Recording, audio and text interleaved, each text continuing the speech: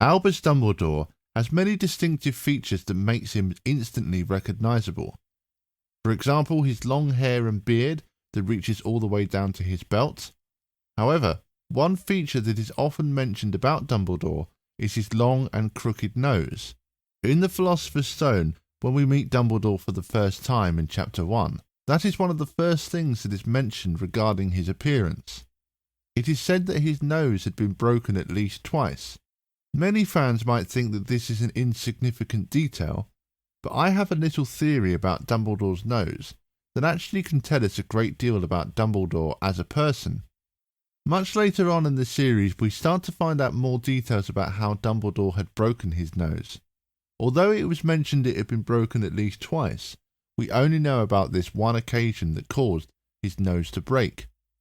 Dumbledore's brother Aberforth punched Albus in the face during the funeral of their sister Ariana. It is not until the Deathly Hallows that we start to learn more about what happened and how their sister came to pass away. Albus had struck up a close friendship with dark wizard Gellert Grindelwald when Grindelwald moved to Godric's Hollow as a teenager. It was there that the two wizards started plotting about how they would take over the wizarding world and start their search for the Deathly Hallows.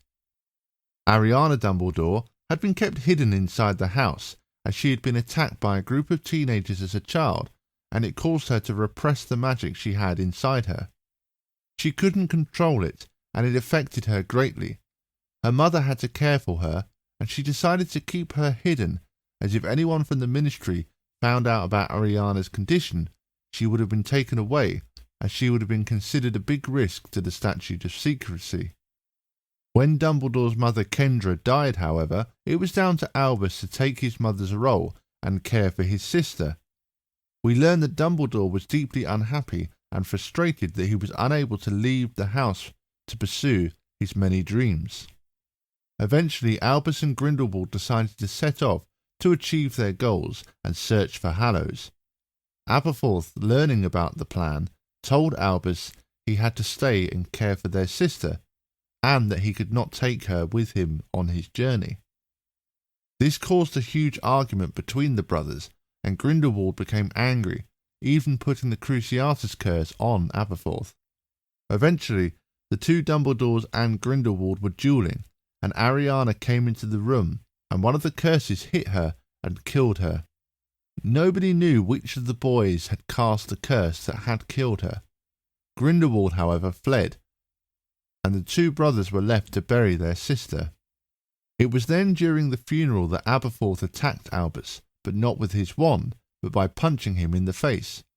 Albus did not even try to defend himself, even though he would have easily won a duel against his brother. The truth is, Albus was racked with guilt and blamed himself for Ariana's death. So the question is, why didn't Dumbledore repair his broken nose with magic? We see in the Half-Blood Prince that Tonks fixes Harry's nose after Malfoy stamped on it. Harry's nose was repaired normally, and he bared no signs whatsoever that it had been broken.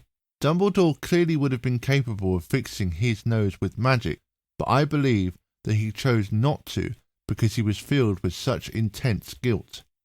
I believe that he felt that his sister's death was entirely his fault, and that he fully deserved to be punched by Aberforth, which is why he made no attempt to fight back. By leaving his nose disfigured, he was in a way carrying around this punishment for the rest of his life. Perhaps it was also his way of showing Aberforth that he took responsibility for his sister's death, and his crooked nose represented that. Dumbledore was also very wary of falling into the same trap that he did with Grindelwald. He knew that he could not seek power because he would not be able to handle this power, which is why he regularly turned down the post of Minister of Magic and stayed at Hogwarts School. Perhaps by keeping his crooked nose, this served as a constant reminder of the consequences of chasing power, just in case he ever became tempted again. So although on the surface it seems like his crooked nose is just one of the odd little features that defines Dumbledore, it seems clear to me that this represented something much deeper, a part of Dumbledore's past that he carried with him for the rest of his life.